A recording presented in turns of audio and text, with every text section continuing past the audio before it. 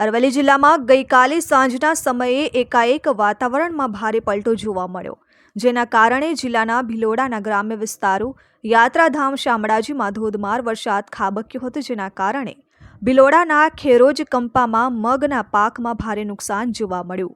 આ વિસ્તારમાં વાવાઝોડા અને કરા સાથે વરસાદ થયો હતો।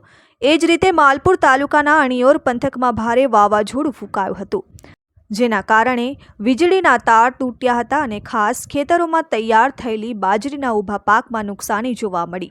ખેતરોમાં ઊભો પાક પડી ગયો છે। ખેડૂતોને બાજરીના પાકમાં જે ઉપજ મળે એમાં બાળકોના શિક્ષણ અને સામાજિક પ્રસંગના જે આયોજનો હતા તે પણ નિષ્ફળ ગયા છે।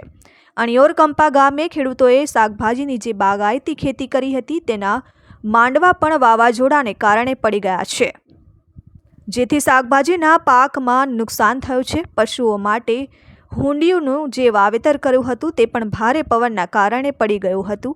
વીજળી પડવાથી એક ખેડૂતનું મોત પણ થયું છે અને 2 મહિલાઓ ઈજાગ્રસ્ત થઈ હતી। આમ એકાએક વાવાઝોડું ત્રાટકવાથી ખેતીવાડીમાં ભારે નુકસાન જોવા મળ્યું છે। મહેન્દ્ર પ્રસાદ, આરએન ન્યૂઝ, અરવલ્લી।